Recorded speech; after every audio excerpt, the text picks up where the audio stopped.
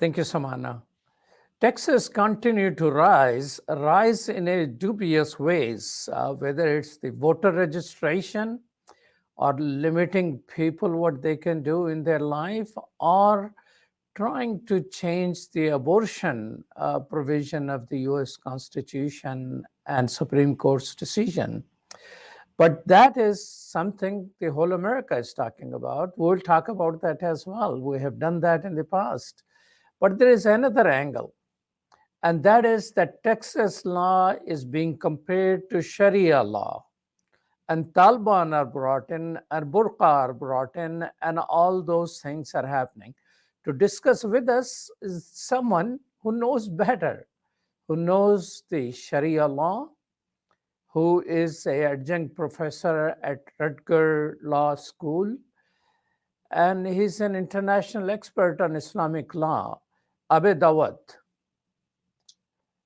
Welcome to Muslim Network TV. Assalamu alaikum. Wa alaikum assalam wa rahmatullah, brother. Thank you very much for inviting me, and best of luck with the Muslim TV network. I appreciate the opportunity to be with you today. Tell us this, why suddenly a Texas law is being compared to Taliban, and there are cartoons about women in Afghanistan praying for women in Texas and all of that. Who came up? I mean, is it that another sign of the liberal Islamophobia in America? Well, unfortunately, Islamophobia cuts across all political spectrums, whether from the left or from the right, including our own community. Promotes sometimes stereotypes and Islamophobic tropes without knowing that they're doing it. For example, there were people in our community who were comparing the Alabama law, for example, as Sharia Christian law. So this is an issue that is structural in our country, in the United States. The Islamophobic movement, this anti-Muslim bigotry, it's not new. There's a history and a context for the rise of Islamophobia in the US. Sometimes you need to dig deeper to better understand. So take this movement that's called the Anti-Sharia Movement that started back in the, right shortly after 9/11. A Jewish Zionist right-wing Brooklyn lawyer named Shalomi started this movement to draft legislation and have states adopt anti-Sharia laws, meaning they wanted every state to adopt a law that would say judges in the state of Wisconsin, in the state of Texas, are prohibited from considering Sharia in their decisions. Now, this was totally unnecessary because our constitutional system separates between state and church, and religious law is not to be interpreted by secular state or federal judges.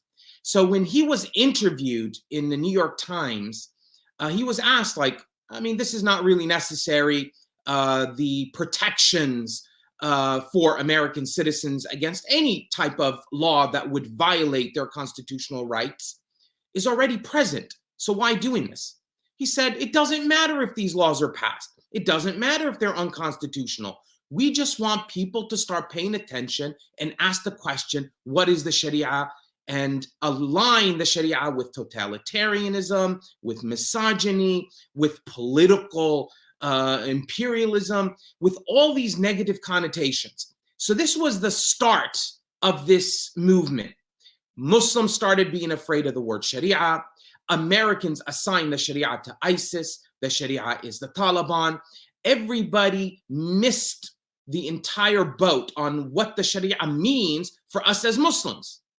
For us Muslims, the Sharia is a moral compass that governs everything about our life, from the way we eat, to the way we worship, to the way we distribute our estate when we die, to the way we marry, divorce, our obligations to the poor, our obligations to the needy, our obligations to our elders. I mean, this is a moral compass that has been a methodology to engage with the divine message for 14 centuries, has been distilled as a political ideology. So yes, this is what the problem is. There is Islamophobia anchored in a bigotry and misinformation and ignorance in the United States that is fueled by the right-wing people like Urshalomi, like many of our politicians. Just like last week, what did we hear from Baber, the congresswoman, and complaining that Ilham Omar is a terrorist? So this is endemic in our country, and we as a community, we have to fight back, and we should not accept them defining what the Sharia is. We should not hide or run away from what the Sharia is. We should embrace it as a moral compass for us as Muslims in America. Well, tell us, Professor Awad, you referred to New York Times interview to David Yerushalmi, who himself is a Jewish, and he came up with those laws, which have been probably adopted in 7 or 8 states. Did New York Times ask him that you are a Jew and a Jewish law called halakha is implemented and used? Actually, there are Jewish courts. What is it called? I think Beth Din or something. Yeah, the Beit Din. So did New York Times compared and asked that question to him? Unfortunately, they didn't. And again, what you would see from the right wing of this country is that they take the position that the U.S. Legal system is, or our entire country is a Judeo-Christian country, and that's their avenue, is that Islam is actually not part of America. In fact, Islam has been part of America since its founding. Almost 30 to 40% of the slaves that were brought here were Muslims, and Muslims were fasting and praying in the 16th century all the way through until today.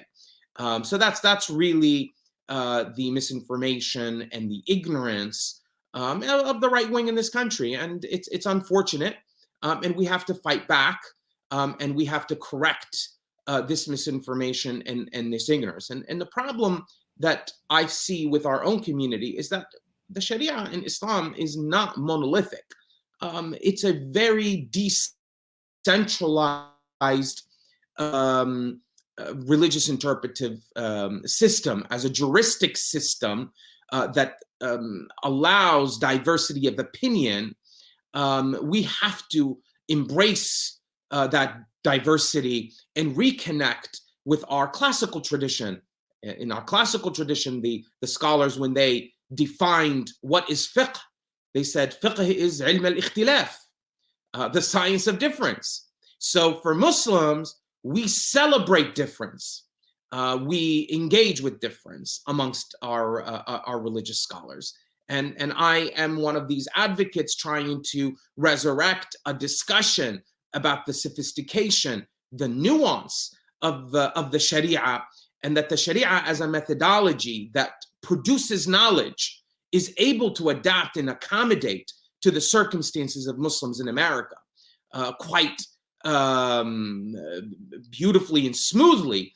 It's able to do that. And I have illustrated and proven that in my own law practice and work with Muslim Americans around the country. Professor Abed, tell us this. What is the position in Islamic law, if it is the knowledge of the differences about abortion? Because most Muslims, by and large, consider themselves pro-life and anti-abortion. Even if they vote for Democratic Party, they hold these views. What has been classic opinion of Islamic scholars, how they agree and differ when it comes to abortion? The first issue the scholars have to determine, is the fetus a life? And if it is a life, what is the consequences of termination? relying on a hadith from the Prophet Muhammad sallallahu alaihi wasallam, which opined that a fetus is endowed with a soul, nafakh ruh, a ruh in this fetus is breathed in from the divine at 120 days. So with that tradition as a timeline, the scholars then differed on what are the consequences of terminating prior to the 120 days and terminating after 120 days. Some scholars took the position that terminating after 40 days is prohibited. Others took the position after up to 80 days, after 80 days is prohibited. And a vast majority took the position of 120 days. Now the question is, what are the consequences? So if it's before 120 days, some said it's permitted, but there has to be a valid reason. Obviously, all scholars took the position, with very few minority, that if the life of the mother is at risk, the termination is permitted. Now, some took the position that even if it is before 120 days, the termination would be makruh. And again, another sophistication that is contrary to Western legal system, that is inflexible and focused literally on black and white and certainty. American law is about certainty. This is legal or illegal. But the Sharia looked at every human conduct would come under one of 5 categories. It could be halal, it could be haram, it could be mandub, makruh, wajib. So you had these gray areas.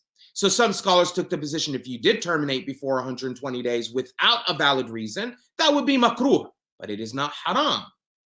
And scholars, even the Hanbali school, which is many of the Hanbali school take the position that it's more restrictive on the abortion. Ibn Aqil took the position that a woman can take medicine to abort her fetus before 120 days.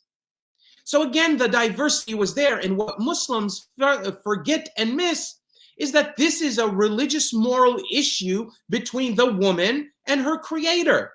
If there's no Muslim police going to look to find which woman terminated her pregnancy and put them in jail, there was no coercive state power to implement these laws, because these laws are diverse and depends on the Muslim and the school of thought that they follow.